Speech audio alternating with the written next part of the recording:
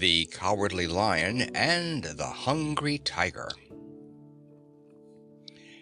In the splendid palace of the Emerald City, which is in the center of the fairyland of Oz, is a great throne room where Princess Ozma, the ruler, for an hour each day sits in a throne of glistening emeralds and listens to all the troubles of her people, which they are sure to tell her about.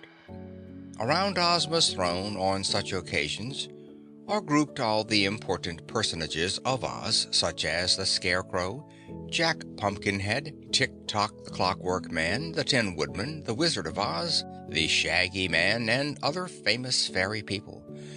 Little Dorothy usually has a seat at Ozma's feet, and crouched on either side the throne are two enormous beasts, known as the Hungry Tiger and the Cowardly Lion. These two beasts are Ozma's chief guardians, but as everyone loves the beautiful girl princess, there has never been any disturbance in the great throne room, or anything for the guardians to do but look fierce and solemn and keep quiet until the royal audience is over and the people go away to their homes.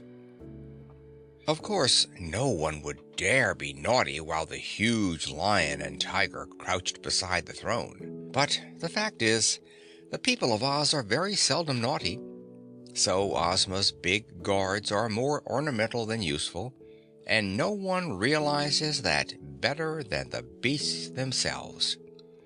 One day after everybody had left the throne room except the Cowardly Lion and the Hungry Tiger, the lion yawned and said to his friend, "Oh, I'm getting tired of this job. No one is afraid of us and no one pays any attention to us." "That is true," replied the big tiger, purring softly. "We might as well be in the thick jungles where we were born as trying to protect Ozma when she needs no protection. And I'm dreadfully hungry all the time." "You have enough to eat, I'm sure," said the lion, swaying his tail slowly back and forth. "Enough, perhaps, but not the kind of food I long for," answered the tiger. "What I'm hungry for is fat babies. I have a great desire to eat a few fat babies. Then perhaps the people of Oz would fear me and I'd become more important." "True," agreed the lion. "It would stir up quite a rumpus if you ate but one fat baby. As for myself, my claws are sharp as needles and strong as crowbars, while my teeth are powerful enough to tear a person to pieces in a few seconds. If I should spring upon a man and make chop suey of him, there would be wild excitement in the Emerald City, and the people would fall upon their knees and beg me for mercy. That, in my opinion, would render me of considerable importance." "After you had torn the person to pieces, what would you do next?" asked the tiger sleepily. "Then I would roar so loudly it would shake the earth and stalk away to the jungle to hide myself before anyone could attack me or kill me for what I had done." "I see," nodded the tiger. "You are really cowardly." "To be sure. That is why I am named the Cowardly Lion. That is why I have always been so tame and peaceable. But I'm awfully tired of being tame," added the lion with a sigh, "and it would be fun to raise a row and show people what a terrible beast I really am." The tiger remained silent for several minutes, thinking deeply as he slowly washed his face with his left paw. Then he said, "I'm getting old, and it would please me to eat at least one fat baby before I die. Suppose we surprise these people of Oz and prove our power. What do you say? We will walk out of here just as usual, and the first baby we meet I'll eat in a jiffy, and the first man or woman you meet you will tear to pieces. Then we will both run out of the city gates and gallop across the country and hide in the jungle before anyone can stop us." "All right, I'm game," said the lion, yawning again so that he showed 2 rows of dreadfully sharp teeth. The tiger got up and stretched his great sleek body. "Come on," he said. The lion stood up and proved he was the larger of the two, for he was almost as big as a small horse. Out of the palace they walked and met no one. They passed through the beautiful grounds, past fountains and beds of lovely flowers, and met no one. Then they unlatched a gate and entered a street of the city and met no one. "I wonder how a fat baby will taste," remarked the tiger as they stalked majestically along side by side. "I imagine it will taste like nutmegs," said the lion. "No," said the tiger, "I've an idea it will taste like gumdrops."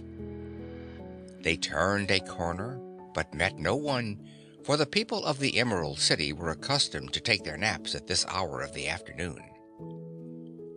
"I wonder how many pieces I ought to tear a person into," said the lion in a thoughtful voice. 60 would be about right," suggested the tiger. "Would that hurt any more than to tear one into about a dozen pieces?" inquired the lion with a little shudder. "Who cares whether it hurts or not?" growled the tiger. The lion did not reply. They entered a side street, but met no one. Suddenly, they heard a child crying. "Aha!" exclaimed the tiger. "There is my meat." He rushed around a corner, the lion following, and came upon a nice fat baby sitting in the middle of the street and crying as if in great distress. "What's the matter?" asked the tiger, crouching before the baby. I lost my mama," wailed the baby. "Why, you poor little thing," said the great beast, softly stroking the child's head with its paw. "Don't cry, my dear, for Mama can't be far away, and I'll help you to find her." "Go on," said the lion, who stood by. "Go on where?" asked the tiger, looking up. "Go on and eat your fat baby." "Why, you dreadful creature," said the tiger reproachfully. "Would you want me to eat a poor little lost baby that doesn't know where its mother is?" And the beast gathered the little one into its strong, hairy arms and tried to comfort it by rocking it gently back and forth. The lion growled low in his throat and seemed very much disappointed. But at that moment a scream reached their ears, and a woman came bounding out of a house and into the street. Seeing her baby in the embrace of the monster tiger, the woman screamed again and rushed forward to rescue it. But in her haste she caught her foot in her skirt and tumbled head over heels and heels over head, stopping with such a bump that she saw many stars in the heavens, although it was broad daylight. And there she lay in a helpless manner, all tangled up and unable to stir. With one bound and a roar like thunder, the huge lion was beside her. With his strong jaws, he grasped her dress and raised her into an upright position. "Poor thing, are you hurt?" he gently asked. Gasping for breath, the woman struggled to free herself and tried to walk, but she limped badly and tumbled down again. "My baby," she said pleadingly. "The baby is all right, don't worry," replied the lion, and then he added, "Keep quiet now, and I'll carry you back to your house, and the hungry tiger will carry your baby." The tiger, who had approached the place with the child in its arms, asked in astonishment, "Aren't you going to tear her into 60 pieces?" "No, nor into 6 pieces," answered the lion indignantly. "I'm not such a brute as to destroy a poor woman who has hurt herself trying to save her lost baby. If you are so ferocious and cruel and bloodthirsty, you may leave me and go away, for I do not care to associate with you." "That's all right," answered the tiger. "I'm not cruel, not in the least. I'm only hungry. But I thought you were cruel." "Thank heaven I'm respectable," said the lion with dignity. He then raised the woman and, with much gentleness, carried her into her house, where he laid her upon a sofa. The tiger followed with the baby, which he safely deposited beside its mother. The little one liked the Hungry Tiger, and grasping the enormous beast by both ears, the baby kissed the beast's nose to show he was grateful and happy. "Thank you very much," said the woman. "I've often heard what good beasts you are, in spite of your power to do mischief to mankind, and now I know that the stories are true. I do not think either of you have ever had an evil thought." The Hungry Tiger and the Cowardly Lion hung their heads and did not look into each other's eyes, for both were shamed and humbled. They crept away and stalked back through the streets until they again entered the palace grounds, where they retreated to the pretty, comfortable rooms they occupied at the back of the palace. There they silently crouched in their usual corners to think over their adventure. After a while the Tiger said sleepily, "I don't believe fat babies taste like gumdrops. I'm quite sure they have the flavor of raspberry tarts. My, how hungry I am for fat babies." The Lion grunted disdainfully. "Huh, you're a humbug," said he. "Am I?" retorted the Tiger with a sneer. "Tell me then, into how many pieces you usually tear your victims, my bold Lion?" The Lion impatiently thumped the floor with his tail. "To tear anyone into pieces would soil my claws and blunt my teeth," he said. "I'm glad I didn't muss myself up this afternoon by hurting that poor woman." The Tiger looked at him steadily and then yawned a wide, wide yawn. "You're a coward," he remarked. "Well," said the Lion, "it's better to be a coward than to do wrong." "To be sure," answered the other, "and that reminds me that I nearly lost my own reputation, for had I eaten that fat baby, I would not now be the Hungry Tiger. It's better to go hungry, seems to me, than to be cruel to a little child." And then they dropped their heads on their paws and went to sleep. End of The Cowardly Lion and the Hungry Tiger.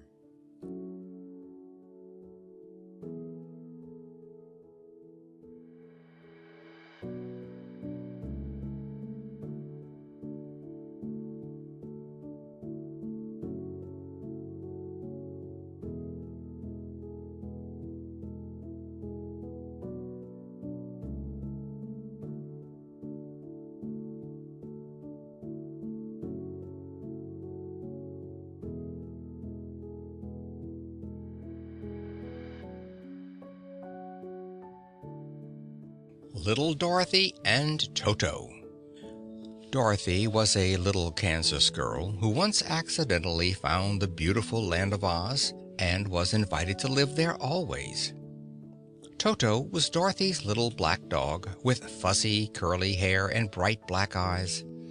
Together, when they tired of the grandeur of the Emerald City of Oz, they would wander out into the country and all through the land, peering into queer nooks and corners and having a good time in their own simple way.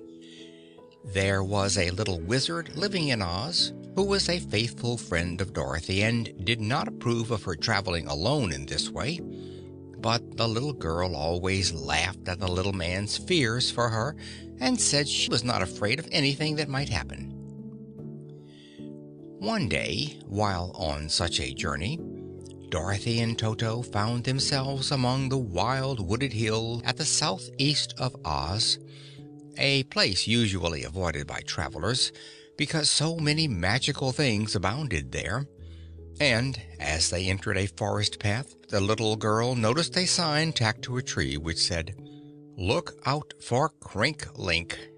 Toto could not talk, as many of the animals of Oz can, for he was just a common Kansas dog, but he looked at the sign so seriously that Dorothy almost believed he could read it, and she knew quite well that Toto understood every word she said to him.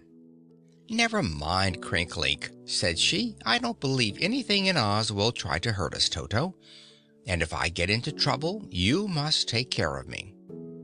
"Bow wow," said Toto, and Dorothy knew that meant a promise. The path was narrow and wound here and there between the trees, but they could not lose their way because thick vines and creepers shut them in on both sides. They had walked a long time when, suddenly turning a curve in the pathway, they came upon a lake of black water, so big and so deep that they were forced to stop.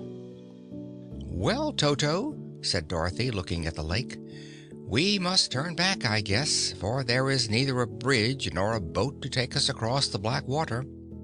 "Here's the ferryman, though," cried a tiny voice beside them, and the girl gave a start and looked down at her feet, where a man no larger than 3 inches sat at the edge of the path with his legs dangling over the lake. "Oh," said Dorothy, "I didn't see you before." Toto growled fiercely and made his ears stand up straight, but the little man did not seem to be in the least afraid of the dog. He merely repeated, "I'm the ferryman, and it's my business to carry people across the lake." Dorothy couldn't help feeling surprised, for she could have picked the little man up with one hand, and the lake was big and broad. Looking at the ferryman more closely, she saw that he had small eyes, a big nose, and a sharp chin. His hair was blue and his clothes scarlet, and Dorothy noticed that every button on his jacket was the head of some animal. The top button was a bear's head, and the next button a wolf's head. The next was a cat's head, and the next a weasel's head, while the last button of all was the head of a field mouse. When Dorothy looked into the eyes of these animals' heads, they all nodded and said in a chorus, "Don't you believe all you hear, little girl?" "Silence!"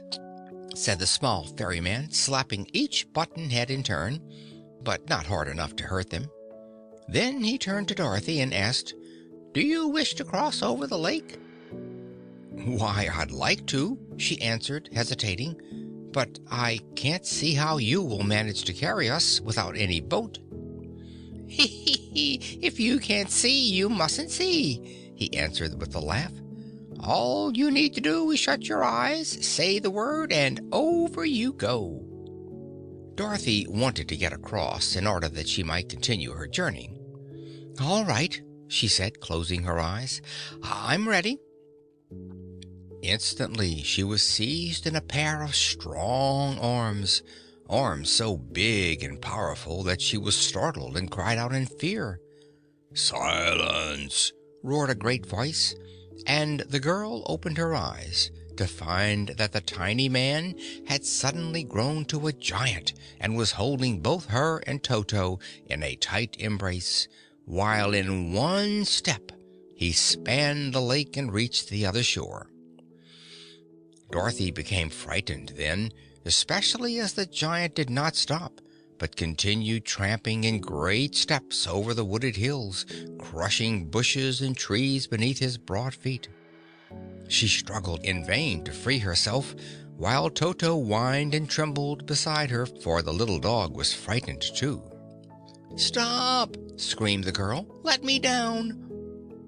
But the giant paid no attention. "Who are you and where are you taking me?" she continued. But the giant said not a word. Close to Dorothy's ear, however, a voice answered her, saying, "This is the terrible Crinklink, and he has you in his power." Dorothy managed to twist her head around and found it was the second button on the jacket, the wolf's head, which had spoken to her. "What will Crinklink do with me?" she asked anxiously. "No one knows. You must wait and see," replied the wolf. "Some of his captives he whips," squeaked the weasel's head. "Some he transforms into bugs and other things," growled the bear's head. "Some he enchants so that they become doorknobs," sighed the cat's head. "Some he makes his slaves, even as we are, and that is the most dreadful fate of all," added the field mouse. "As long as Crinklink exists, we shall remain buttons, but as there are no more buttonholes on his jacket, he will probably make you a slave." Dorothy began to wish she had not met Crinklink. Meantime, the giant took such big steps that he soon reached the heart of the hills, where, perched upon the highest peak, stood a log castle. Before this castle he paused and set down Dorothy and Toto, for Crinklink was at present far too large to enter his own doorway, so he made himself grow smaller until he was about the size of an ordinary man. Then he said to Dorothy in stern, commanding tones, "Enter, girl." Dorothy obeyed and entered the castle with Toto at her heels. She found the place to be merely one big room. There was a table and chair of ordinary size near the center, and at one side a wee bed that seemed scarcely big enough for a doll. Everywhere else were dishes, dishes, dishes. They were all soiled and were piled upon the floor, in all the corners and upon every shelf. Evidently, Crinklink had not washed a dish for years, but he had cast them aside as he used them. Dorothy's captor sat down in the chair and frowned at her. "You are young and strong and will make a good dishwasher," said he. "Do you mean me to wash all those dishes?" she asked, feeling both indignant and fearful, for such a task would take weeks to accomplish. "That's just what I mean," he retorted. "I need clean dishes, for all I have are soiled, and you're going to make 'em clean or get trounced. So get to work, and be careful not to break anything. If you smash a dish, the penalty is one lash from my dreadful cat-o'-nine-tails for every piece the dish breaks into." And here Crinklink displayed a terrible whip that made the little girl shudder. Dorothy knew how to wash dishes, but she remembered that often she carelessly broke one. In this case, however, a good deal depended on being careful, so she handled the dishes very cautiously. While she worked, Toto sat by the hearth and growled low at Crinklink, and Crinklink sat in his chair and growled at Dorothy because she moved so slowly. He expected her to break a dish any minute, but as the hours passed away and this did not happen, Crinklink began to grow sleepy. It was tiresome watching the girl wash dishes, and often he glanced longingly at the tiny bed.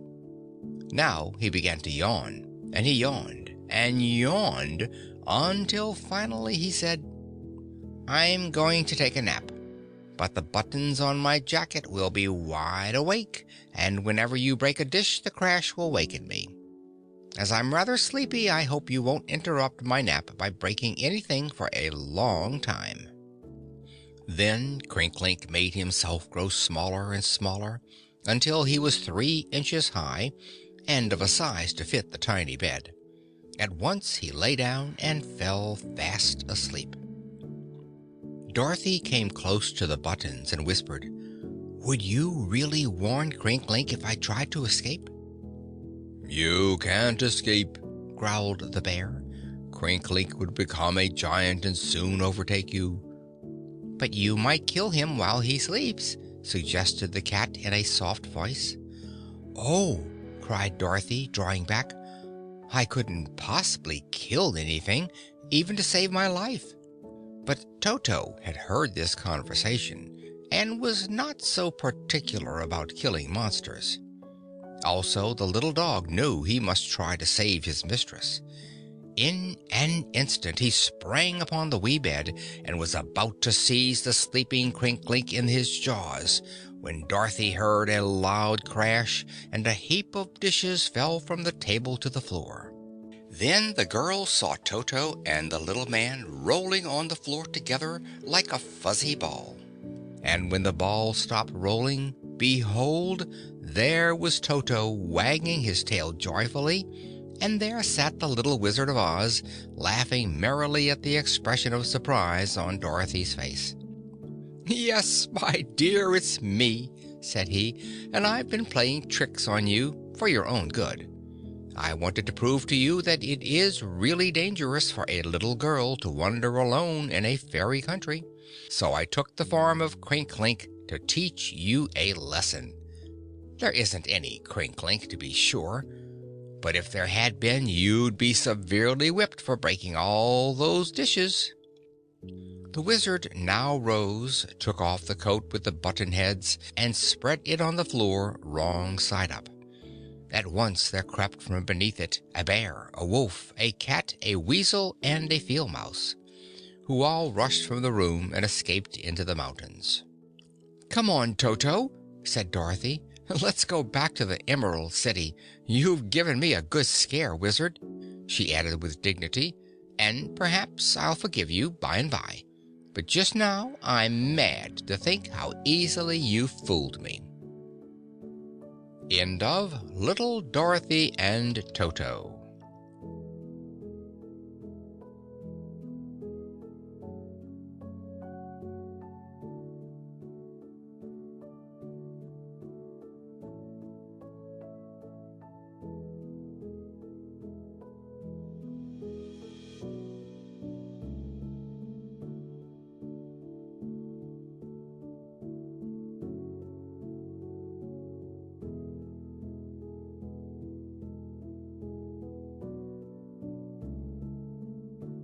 Tick-Tock and the Nome King. The Nome King was unpleasantly angry. He had carelessly bitten his tongue at breakfast, and it still hurt. So he roared and raved and stamped around in his underground palace in a way that rendered him very disagreeable. It so happened that on this unfortunate day, Tick-Tock, the Clockwork Man, visited the Nome King to ask a favor. Tick-Tock lived in the Land of Oz, and although he was an active and important person, he was made entirely of metal. Machinery within him, something like the works of a clock, made him move. Other machinery made him talk. Still other machinery made him think. Although so cleverly constructed, the Clockwork Man was far from perfect. 3 separate keys wound up his motion machinery, his speech works, and his thoughts. One or more of these contrivances was likely to run down at a critical moment, leaving poor Tick-Tock helpless. Also, some of his parts were wearing out through much use, and just now his thought machinery needed repair. The skillful little Wizard of Oz had tinkered with Tick-Tock's thoughts without being able to get them properly regulated, so he had advised the Clockwork Man to go to the Nome King and secure a new set of springs which would render his thoughts more elastic and responsive. "Be careful what you say to the Nome King," warned the Wizard. "He has a bad temper and the least little thing makes him angry."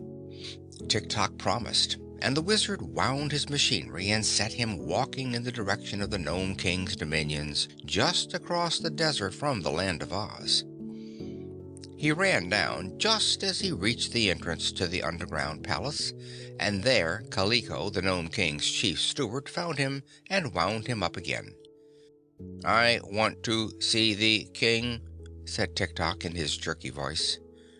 "Well," remarked Kaliko, "it may be safe for a cast iron person like you to face His Majesty this morning, but you must announce yourself, for should I show my face inside the jewel-studded cavern where the king is now raving, I'd soon look like a dish of mashed potatoes and be of no further use to anyone."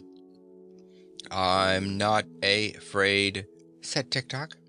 "Then walk in and make yourself at home," answered Kaliko, and threw open the door of the king's cavern.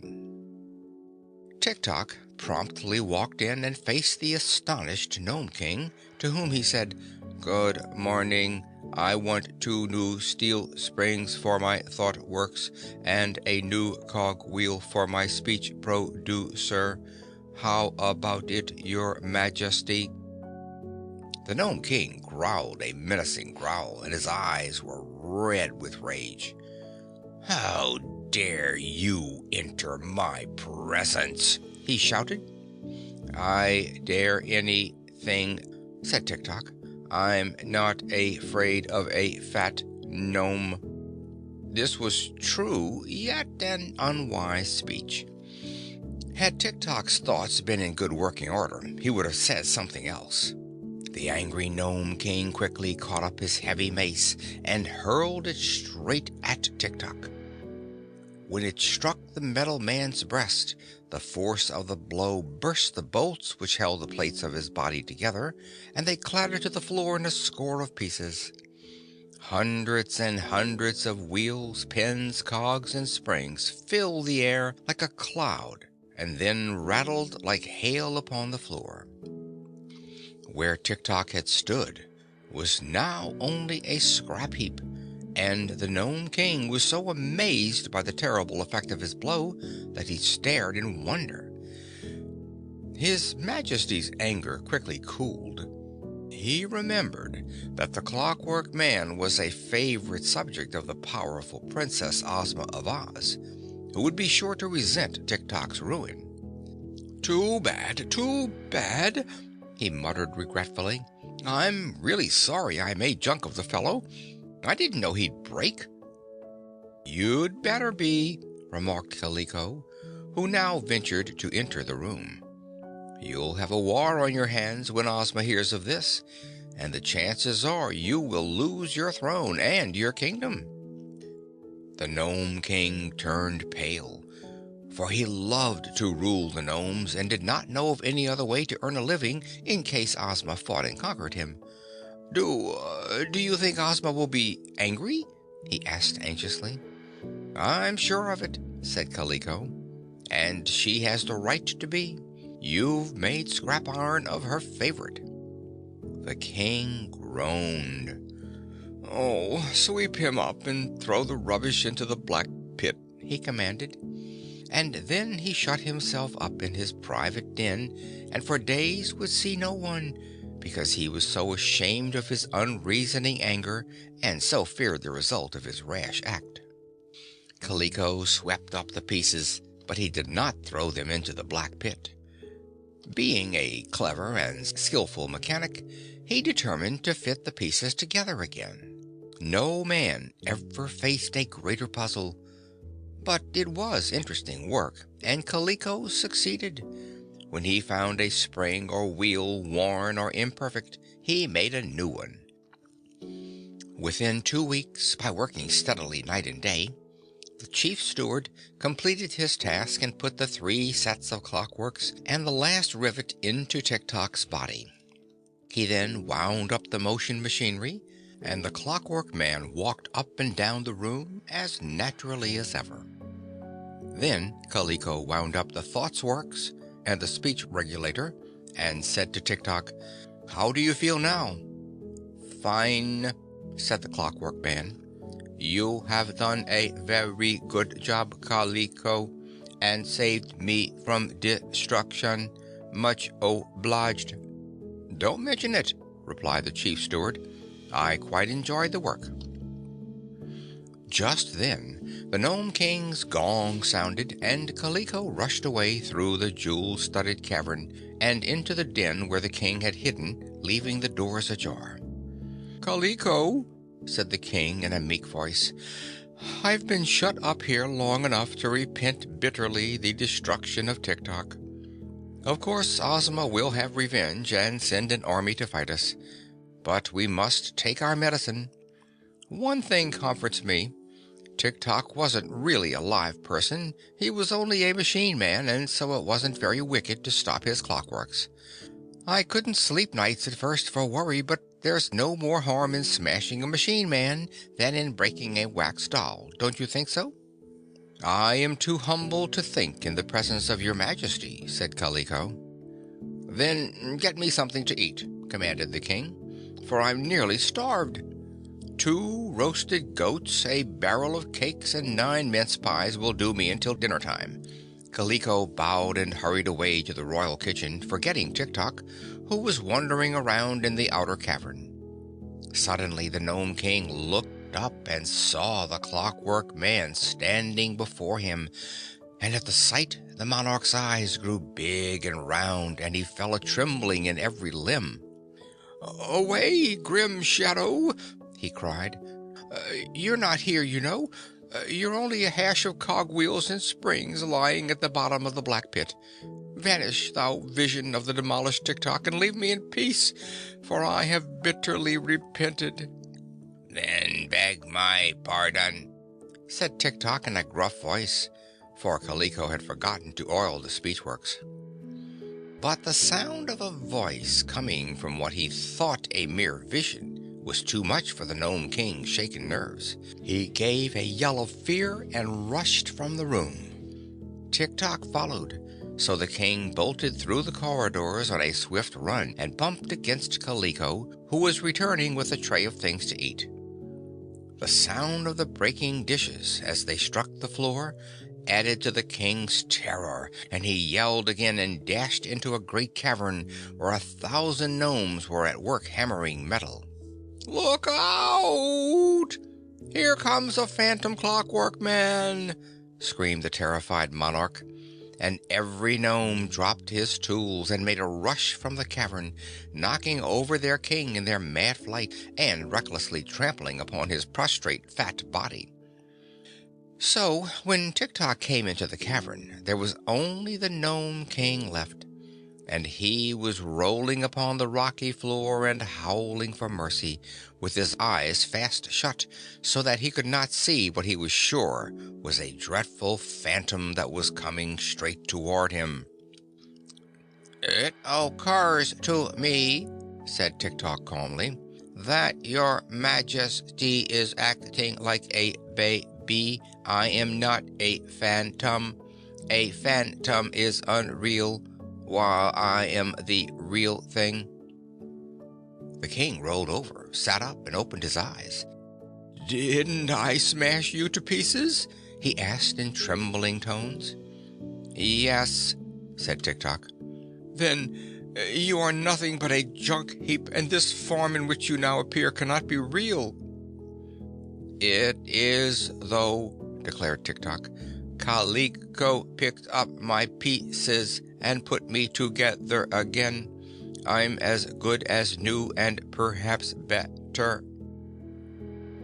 "That is true, your Majesty," added Kaliko, who now made his appearance, "and I hope you will forgive me for mending Tik-Tok. He was quite broken up after you smashed him, and I found it almost as hard a job to match his pieces as to pick turnip from gooseberry bushes. But I did it," he added proudly. "You are forgiven," announced the Gnome King, rising to his feet and drawing a long breath. "I will raise your wages 1 specto a year, and Tik-Tok shall return to the land of Oz loaded with jewels for the Princess Ozma." "That is all right," said Tik-Tok. "But what I want to know is, why did you hit me with your mace?" "Because I was angry," admitted the king. "When I am angry, I always do something that I am sorry for afterward. So I have firmly resolved never to get angry again, unless—" "Unless what, your Majesty?" inquired Kaliko.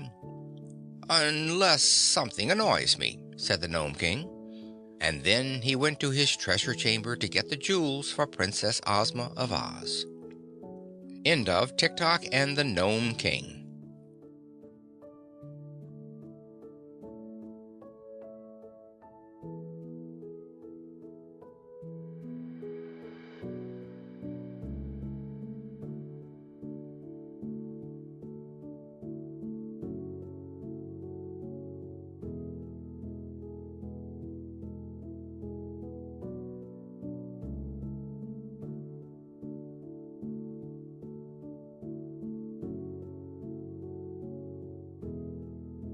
Ozma and the Little Wizard.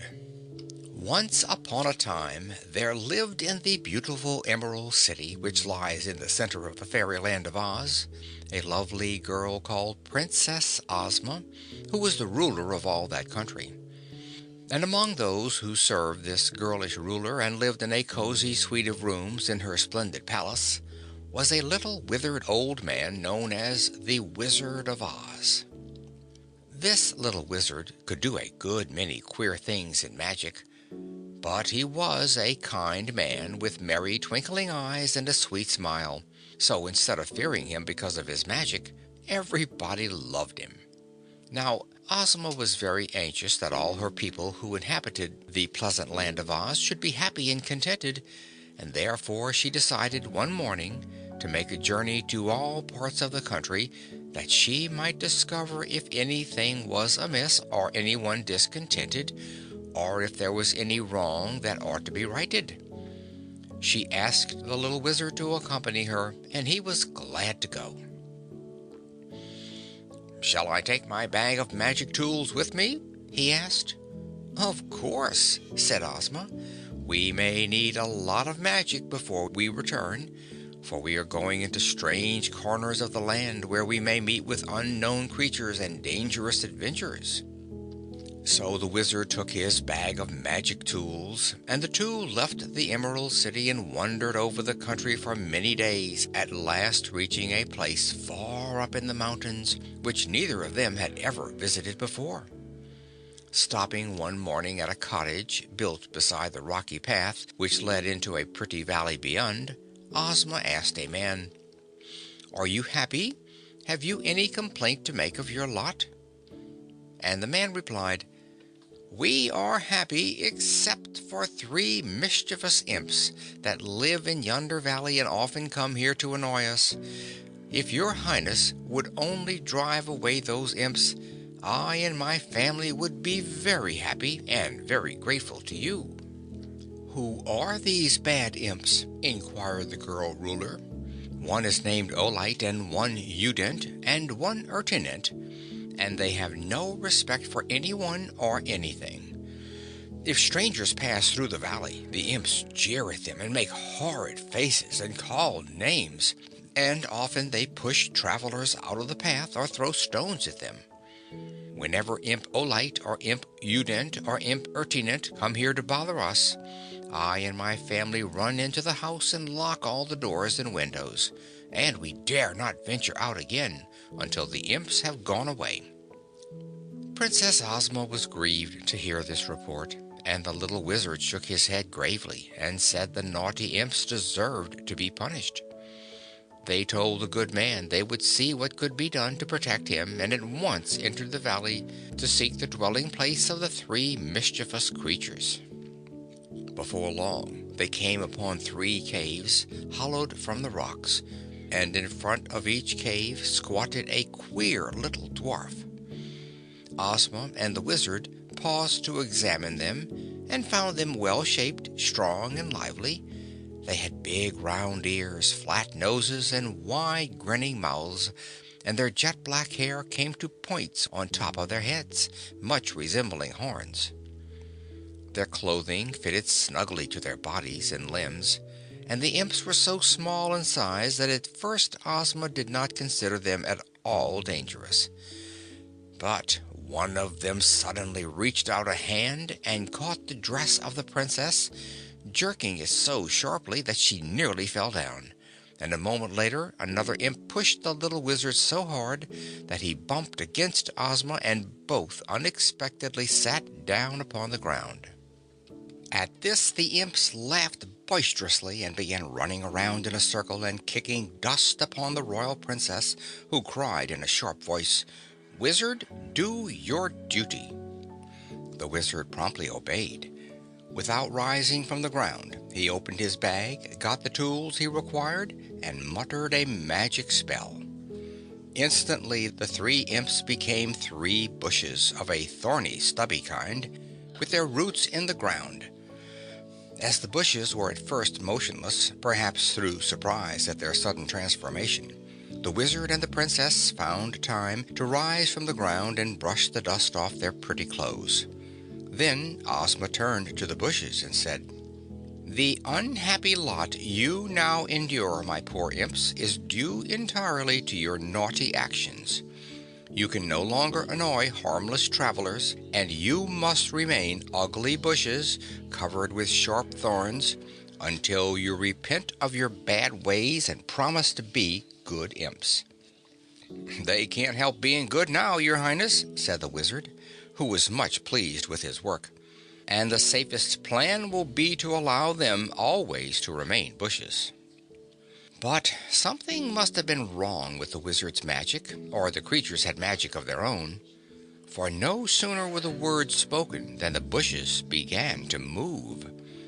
At first they only waved their branches at the girl and the little man, but pretty soon they began to slide over the ground, their roots dragging through the earth, and one pushed itself against the wizard and pricked him so sharply with its thorns that he cried out, "Ouch!" and started to run away.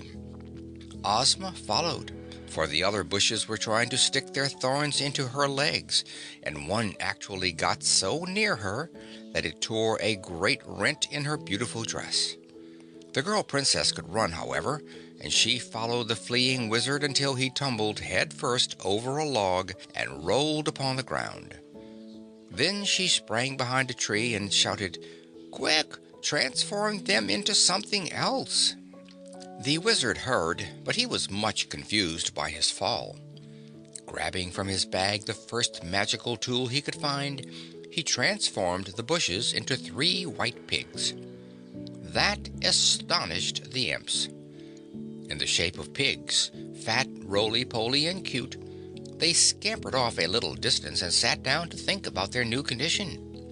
Ozma drew a long breath, and coming from behind the tree, she said, "Oh, that is much better, Wiz, for such pigs as these must be quite harmless. No one need now fear the mischievous imps." "I intended to transform them into mice," replied the wizard, "but in my excitement I worked the wrong magic. However, unless the horrid creatures behave themselves hereafter, they are liable to be killed and eaten. They would make good chops, sausages, or roasts." But the imps were now angry and had no intention of behaving.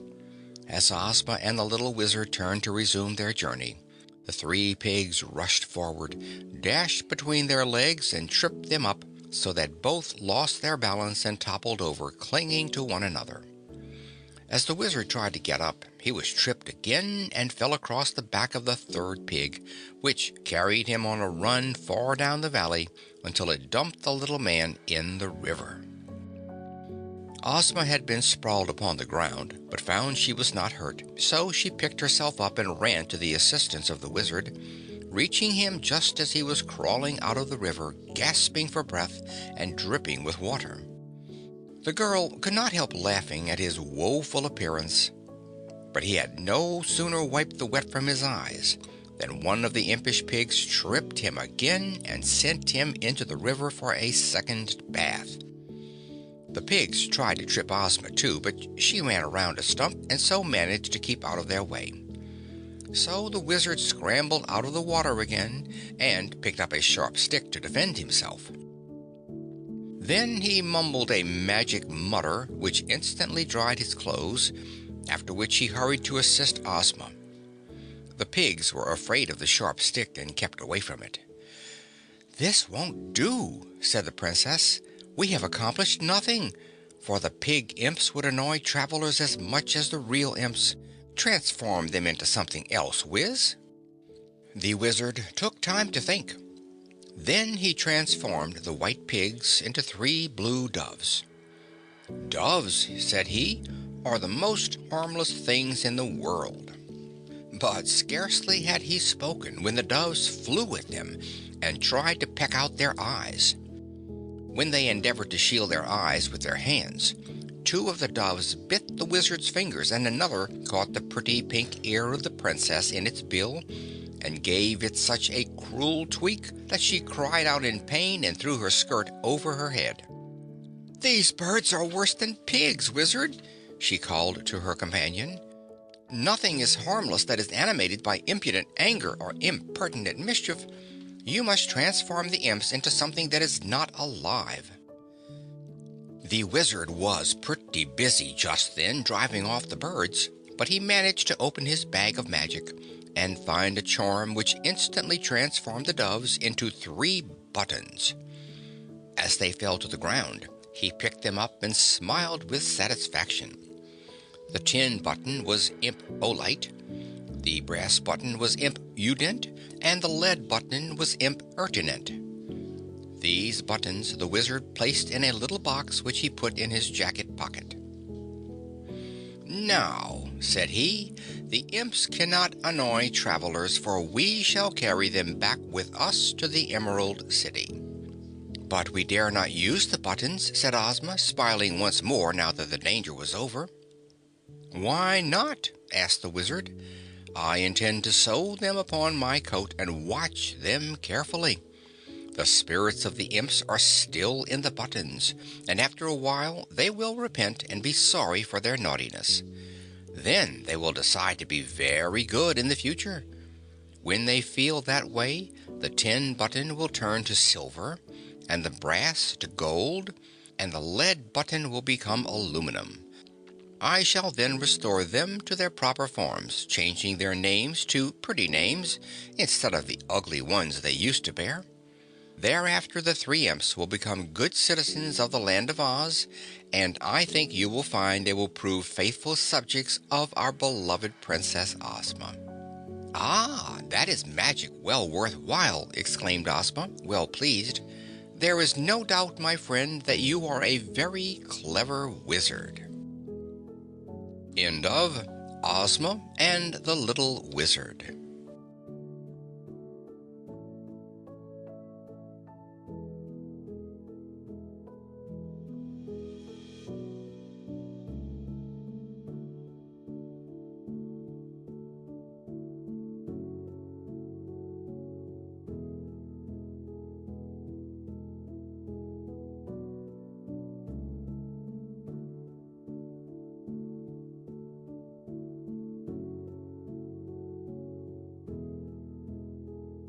Jack, Pumpkinhead, and the Sawhorse. In a room of the royal palace of the Emerald City of Oz hangs a magic picture in which are shown all the important scenes that transpire in those fairy dominions. The scene shifts constantly, and by watching them, Ozma, the girl ruler, is able to discover events taking place in any part of her kingdom.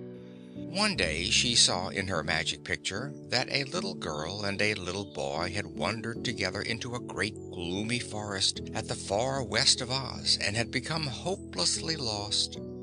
Their friends were seeking them in the wrong direction, and unless Ozma came to their rescue, the little ones would never be found in time to save them from starving. So the princess sent a message to Jack Pumpkinhead and asked him to come to the palace. This personage, one of the queerest of the queer inhabitants of Oz, was an old friend and companion of Ozma. His form was made of rough sticks fitted together and dressed in ordinary clothes. His head was a pumpkin with a face carved upon it, and was set on top of a sharp stake which formed his neck. Jack was active, good-natured, and a general favorite. But his pumpkin head was likely to spoil with age, so in order to secure a good supply of heads, he grew a big field of pumpkins and lived in the middle of it, his house being a huge pumpkin hollowed out. Whenever he needed a new head, he picked a pumpkin, carved a face on it, and stuck it upon the stake of his neck, throwing away the old head as of no further use. The day Ozma sent for him, Jack was in prime condition and was glad to be of service in rescuing the lost children. Ozma made him a map, showing just where the forest was and how to get to it, and the paths he must take to reach the little ones. Then she said, "You'd better ride the Sawhorse, for he is swift and intelligent and will help you accomplish your task." "All right," answered Jack, and went to the royal stable to tell the Sawhorse to be ready for the trip. This remarkable animal was not unlike Jack Pumpkinhead in form, although so different in shape. Its body was a log with 4 sticks stuck into it for legs. A branch at one end of the log served as a tail, while in the other end was chopped a gash that formed a mouth. Above this were 2 small knots that did nicely for eyes. The Sawhorse was a favorite steed of Ozma, and to prevent its wooden legs from wearing out, she had them shod with plates of gold. Jack said, "Good morning," to the Sawhorse, and placed upon the creature's back a saddle of purple leather studded with jewels. "Where now?" asked the horse, blinking its knot eyes at Jack. "We're going to rescue two babes in the wood," was the reply. Then he climbed into the saddle, and the wooden animal pranced out of the stable, through the streets of the Emerald City, and out upon the highway leading to the western forest where the children were lost. Small though he was, the Sawhorse was swift and untiring. By nightfall they were in the far west and quite close to the forest they sought. They passed the night standing quietly by the roadside. They needed no food, for their wooden bodies never became hungry, nor did they sleep because they never tired. At daybreak they continued their journey and soon reached the forest. Jack now examined the map Ozma had given him and found the right path to take, which the Sawhorse obediently followed. Underneath the trees all was silent and gloomy, and Jack beguiled the way by whistling gaily as the Sawhorse trotted along. The paths branched so many times and in so many different ways that the Pumpkinhead was often obliged to consult Ozma's map, and finally the Sawhorse became suspicious. "Are you sure you are right?" it asked. "Of course," answered Jack. "Even a Pumpkinhead whose brains are seeds can follow so clear a map as this. Every path is plainly marked, and here is a cross where the children are." Finally they reached a place in the very heart of the forest, where they came upon the lost boy and girl. But they found the two children bound fast to the trunk of a big tree at the foot of which they were sitting. When the rescuers arrived, the little girl was sobbing bitterly, and the boy was trying to comfort her, though he was probably frightened as much as she. "Cheer up, my dears," said Jack, getting out of the saddle. "I have come to take you back to your parents. But why are you bound to that tree?" "Because," cried a small, sharp voice, "they are thieves and robbers, that's why." "Dear me," said Jack, looking around to see who had spoken. The voice seemed to come from above. A big gray squirrel was sitting upon a low branch of the tree. Upon the squirrel's head was a circle of gold with a diamond set in the center of it. He was running up and down the limbs and chattering excitedly. "These children," continued the squirrel angrily, "robbed our storehouse of all the nuts we had saved for the winter. Therefore, being king of all the squirrels in this forest, I ordered them arrested and put in prison as you now see them. They had no right to steal our provisions, and we are going to punish them." "We were hungry," said the boy pleadingly, "and we found a hollow tree full of nuts and ate them to keep alive. We didn't want to starve when there was food right in front of us." "Quite right," remarked Jack, nodding his pumpkin head. "I don't blame you one bit under the circumstances, not a bit." Then he began to untie the ropes that bound the children to the tree. "Stop that!" cried the king squirrel, chattering and whisking about. "You mustn't release our prisoners. You have no right to." But Jack paid no attention to the protest. His wooden fingers were awkward, and it took him some time to untie the ropes. When at last he succeeded, the tree was full of squirrels, called together by their king, and they were furious at losing their prisoners.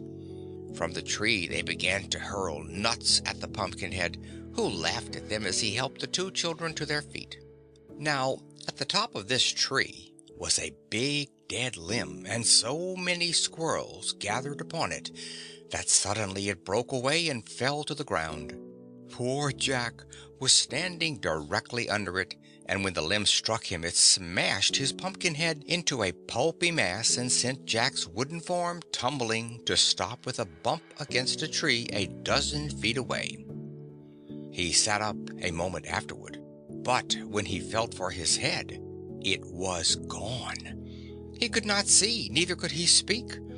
It was perhaps the greatest misfortune that could have happened to Jack Pumpkinhead, and the squirrels were delighted. They danced around in the tree in great glee as they saw Jack's plight. The boy and girl were indeed free, but their protector was ruined. The Sawhorse was there, however, and in his way he was wise. He had seen the accident and knew that the smashed pumpkin would never again serve Jack as a head, so he said to the children, who were frightened at this accident to their newfound friend, "Pick up the Pumpkinhead's body and set it on my saddle. Then mount behind it and hold on. We must get out of this forest as soon as we can, or the squirrels may capture you again. I must guess at the right path, for Jack's map is no longer of any use to him since that limb destroyed his head." The two children lifted Jack's body, which was not at all heavy, and placed it upon the saddle. Then they climbed up behind it, and the Sawhorse immediately turned and trotted back along the path he had come, bearing all three with ease.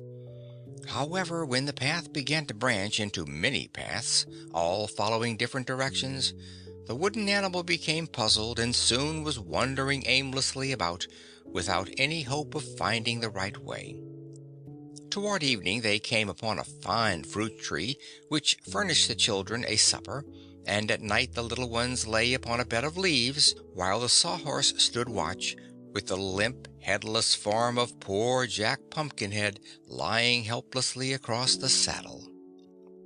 Now Ozma had seen in her magic picture all that had happened in the forest, so she sent the little wizard, mounted upon the Cowardly Lion, to save the unfortunates. The lion knew the forest well, and when he reached it, he bounded straight through the tangled paths to where the Sawhorse was wandering with Jack and the two children on his back. The wizard was grieved at the sight of the headless Jack, but believed he could save him.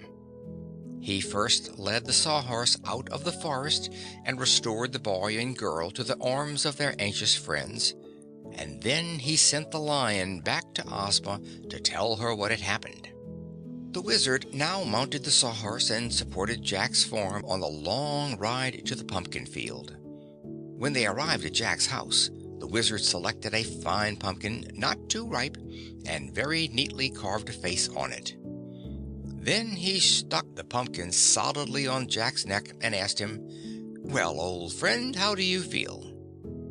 "Fine," replied Jack, and shook the hand of the little wizard gratefully. "You have really saved my life, for without your assistance I could not have found my way home to get a new head. But I'm all right now, and I shall be very careful not to get this beautiful head smashed." And he shook the wizard's hand again. "Are the brains in the new head any better than the old ones?" inquired the Sawhorse, who had watched Jack's restoration. "Why, these seeds are quite tender," replied the wizard, "so they will give our friend tender thoughts. But to speak truly, my dear Sawhorse, Jack Pumpkinhead, with all his good qualities, will never be noted for his wisdom." End of Chapter 5. Jack Pumpkinhead and the Sawhorse.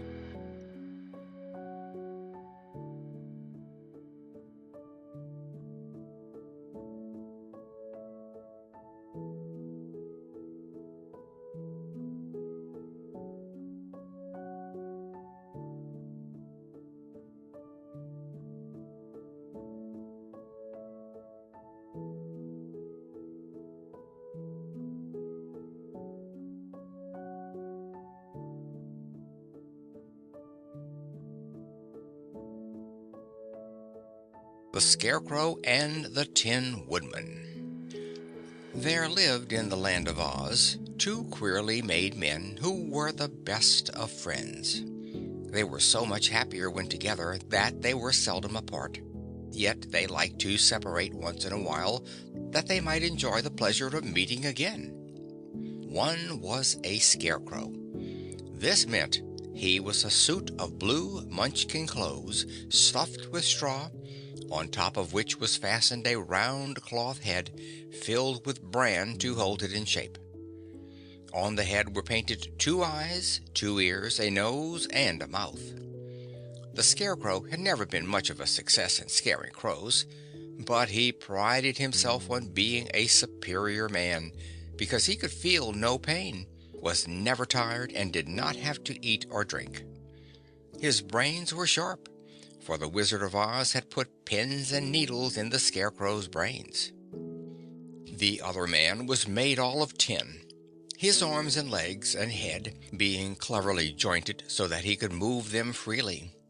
He was known as the Tin Woodman, having at one time been a woodchopper, and everyone loved him because the wizard had given him an excellent heart of red plush. The Tin Woodman lived in a magnificent tin castle built on his country estate in the Winky Land, not far from the Emerald City of Oz. It had pretty tin furniture and was surrounded by lovely gardens in which were many tin trees and beds of tin flowers. The palace of the Scarecrow was not far distant, on the banks of a river, and this palace was in the shape of an immense ear of corn. One morning the Tin Woodman went to visit his friend the Scarecrow, and as they had nothing better to do, they decided to take a boat ride on the river.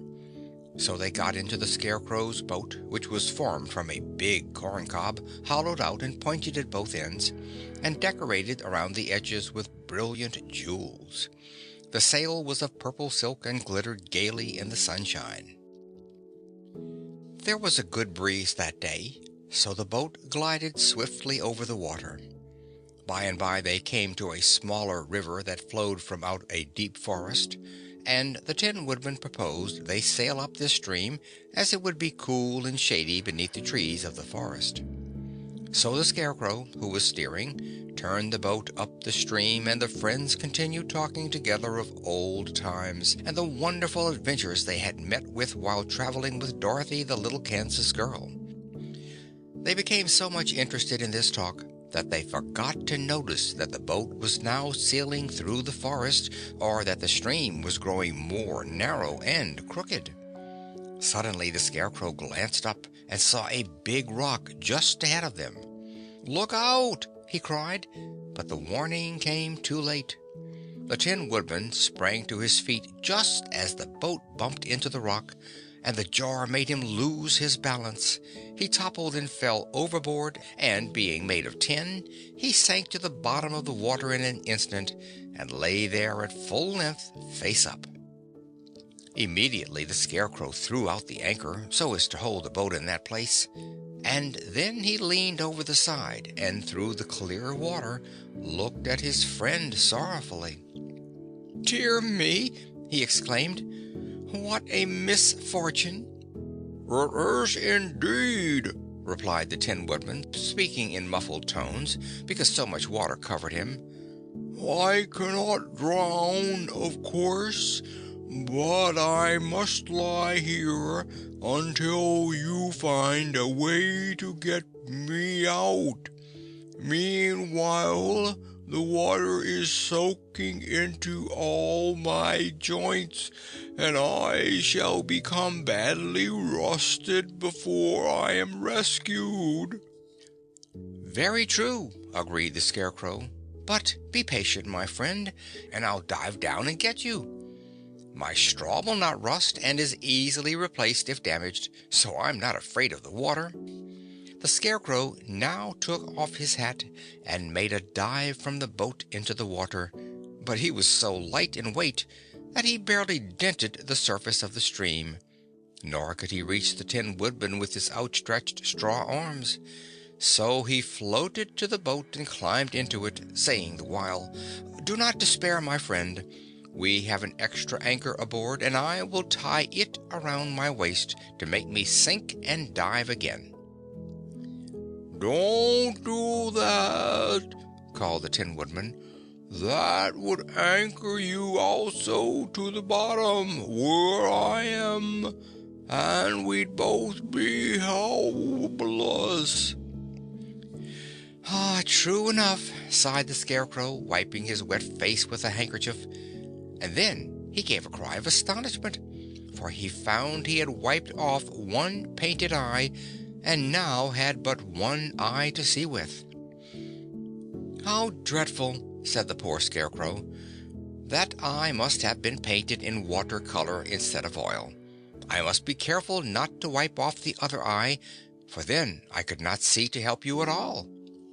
A shriek of elfish laughter greeted this speech, and, looking up, the Scarecrow found the trees full of black crows, who seemed much amused by the straw man's one-eyed countenance.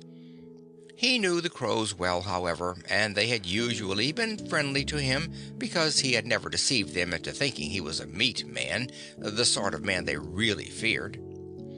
"Don't laugh," said he. "You may lose an eye yourselves some day." "We couldn't look as funny as you if we did," replied one old crow, the king of them. "But what has gone wrong with you?"